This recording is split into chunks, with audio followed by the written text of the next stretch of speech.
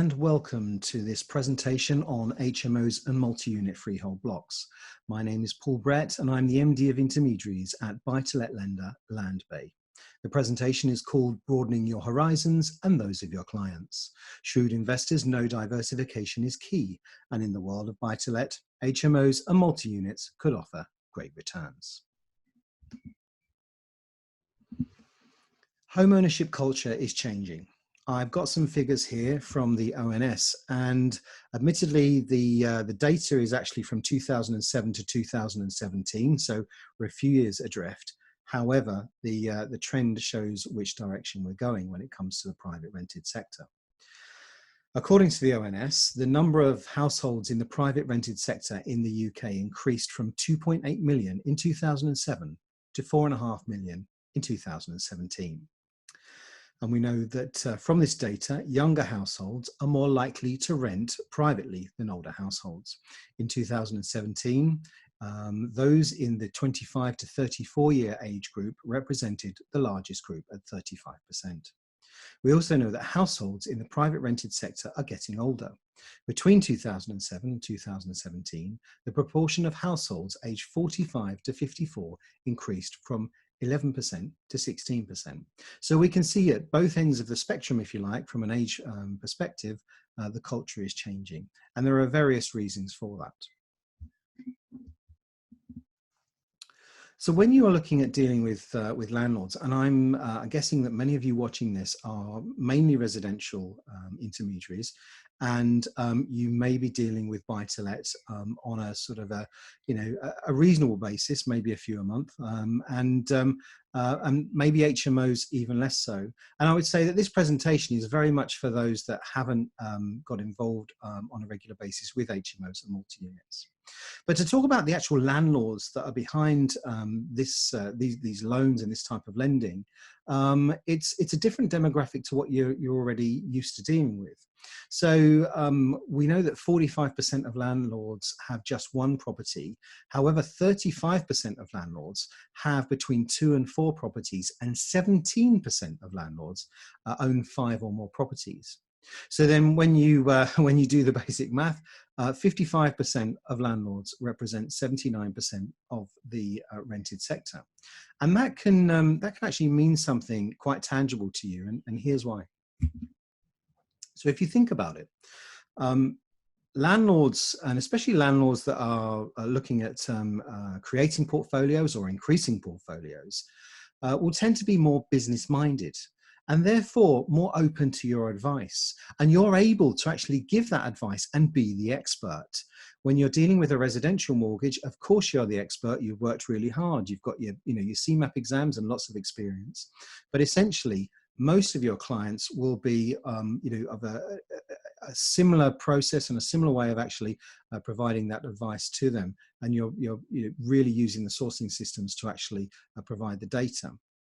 When it comes to buy-to-let and portfolio landlords, these clients tend to be more idiosyncratic, and you will have to use a lot more of the knowledge that you've gained the old-fashioned way, rather than just purely relying on sourcing systems. But also these clients will actually be more likely to come back to you on a regular basis, because if they've got a portfolio, that portfolio could need to be refinanced, and therefore you will be regularly revisiting them and their portfolio to look to get the best pricing for them. And if they're looking to increase their portfolio, obviously you'll be on hand there to assist. So if you think about it, building up clients that have portfolios could mean that you're dealing with less people, but effectively you could be bringing a higher income off of the back of fewer people. There are also more specialist lenders in the market. Specialist is an all-encompassing term. I know it can go from buy-to-let right through to loans with adverse credit. From our perspective of specialists, when you talk about buy-to-let specialists, it tends to be lenders that will look at limited company lending, lenders that will look at larger HMOs and multi-units in the way that Landbay do. So those 3 elements there could be very positive for you as an intermediary, and then enable you to help more people. Going to touch on multi-units very quickly first, because the sort of the rules and regulations around multi-units are actually much less onerous than they are for HMOs. So a multi-unit, an MUFB, a multi-unit freehold block, is essentially a block that one property that has self-contained flats within it. So within the block itself, each flat has its own toilet, kitchen, bathroom, and they are flats in the same sense as any other flat, but they don't have their own leases. So when you are looking to actually lend on this type of property, you are lending against the freehold of the whole building. And as I say, the actual rules and regulations around them are much less onerous to HMOs. So most of this presentation will be in and around HMOs. Be aware, with multi-unit freehold blocks, some lenders will have restrictions on the actual minimum size of the individual flats within that, and also the way that they value freehold blocks can differ from lender to lender. Okay, so what is an HMO?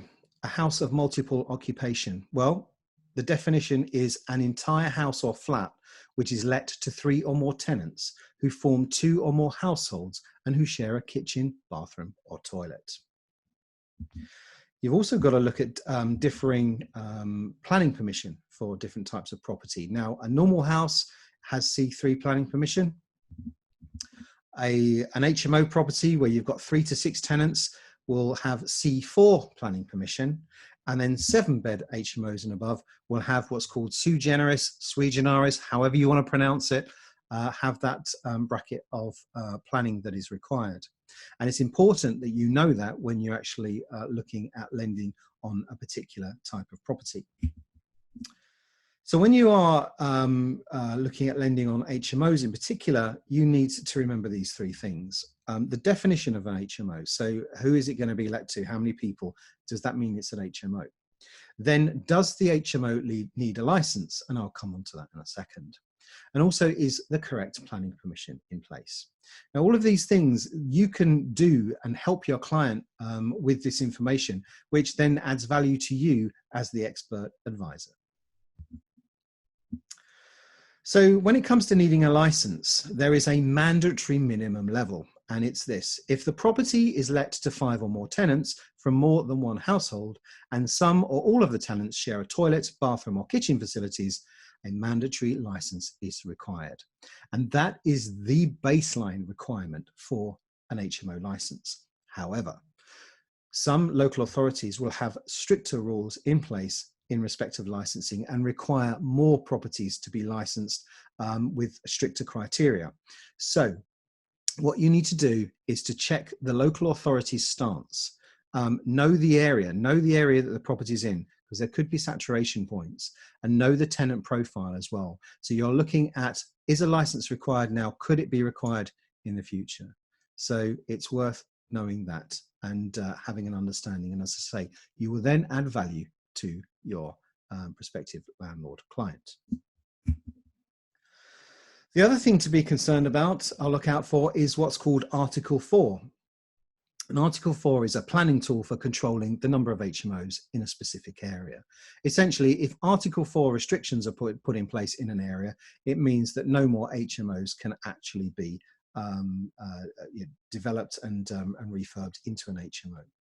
Article 4 direction is a statement made under the Town and Country Planning Acts. The direction removes all or some of the permitted development rights on the site. Existing HMOs rented prior to the requirement coming into place can automatically qualify for Article 4, it's fine. If there's a gap, however, in the rental payments, the client could lose their Article 4 permission. So, beware of that. And very rarely does a council give Article 4 permission retrospectively. So know your local authority stance, or the local authority stance, in respect of where the property is, and make sure that you remind, especially if your client, your HMO client, is looking to buy their first HMO, or they may have 1 or 2, but this is now in a different area. Just remind them of these requirements.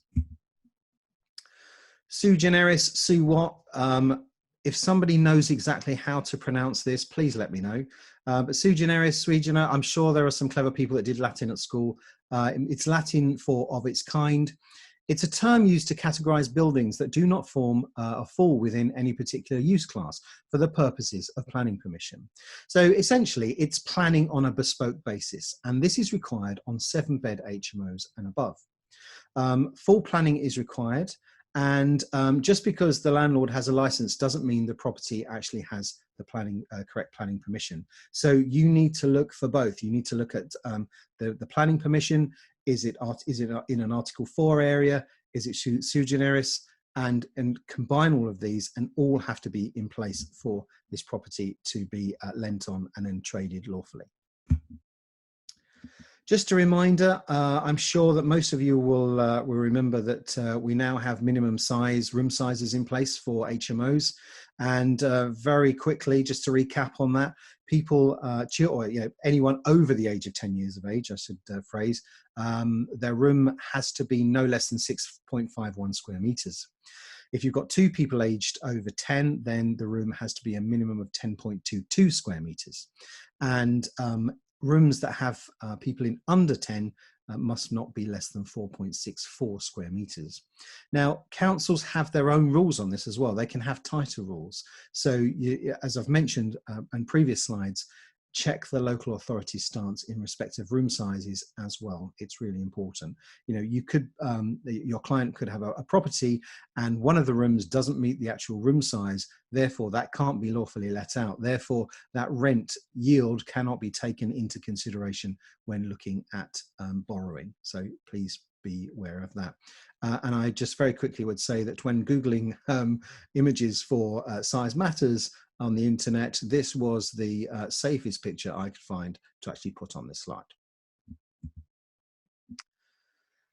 There are also different types of valuations when it comes to HMO and multi-unit lending. When HMOs in particular, you can look at a standard valuation, which is a bricks and mortar valuation that you're used to with your standard resi properties. With an investment valuation, that will take into account things like rent income and running costs. And so therefore, it could actually bring in a higher valuation than a standard valuation. And a red book valuation, for those of you that are familiar with commercial lending, will know all about it. If you're not, it's essentially a free format valuation that is very, very comprehensive indeed, and is very much more like a business valuation. So with Landbay, we'll look at investment valuations for HMO properties, and as I say, could be, not always, definitely not always, but could be beneficial if somebody's looking to refinance an HMO and is looking to maximise the valuation. Look at general criteria, or think about general criteria when you are looking to source the right lender for your client. You need to consider things like landlord experience. Some lenders require the client to have more landlord experience than other lenders. We like our landlords to have been landlords for 12 months before they have their first HMO. So they can have a standard property for 12 months, then they can come to Landbay for an HMO. If you have a preferred lender, check out their criteria in that respect. Also, the room or unit sizes will go up to 12. Does the lender you require, is it 15? Does it need to go to a more commercial lender? That sort of thing. So be aware of that. Loan sizes will go up to £1 million. You may need more. So, be mindful of loan sizes too. Rental calcs as well. We will look at pay rate on a 5-year fixed rate. Have an understanding of that because it will make a difference if you're looking to maximize the amount of borrowing from a property. Does your lender look at day one refinance? You've looked at it's a refurbed HMO. You now need to pay off maybe the bridging finance or other sort of finance. Does your lender look at day one refinancing? We do, but as I say, just check that out if you've got a preferred lender. Also, do they look at investment valuations or not? As I mentioned, we do. That can help if you are looking to, again, maximize returns from a refinance. And also, in respect of underwriters themselves, if you've got a client that's very idiosyncratic and maybe quite niche, it's helpful if you can speak to an underwriter directly and hear from the horse's mouth, so to speak, whether the lender will actually do that or not and give you that comfort. If there's a yes, we're happy for you to have that access to our underwriters. So beware of all of that. So concluding this very brief presentation, there is an increasing trend for landlords choosing to grow their residential property portfolios by taking on HMOs and multi-unit freehold blocks rather than traditional lets. One could argue that professional landlords equate to the majority of the private rental sector. So, think about that when you're looking to develop and build relationships. In times of uncertainty, people want flexibility and to keep their costs low. So HMOs and multi-units could become attractive, and they did after the credit crunch. Maybe the same thing will happen now. Landlords who operate in HMOs and multi-units will be generally more regular customers, as I mentioned. And when searching for HMOs and multi-units on your sourcing systems, make sure that you add as much filtering information as possible. And remember, there is life beyond page 1 of the sourcing systems. The lender that's right for your client may be on page 2, or dare I say page 3. So make sure you check out the additional pages when you are sourcing. That's the end of my presentation. Thank you for taking the time to watch. And if you want any more information about Landbay, please visit our website, landbay.co.uk, and enjoy the rest of the day. Thank you.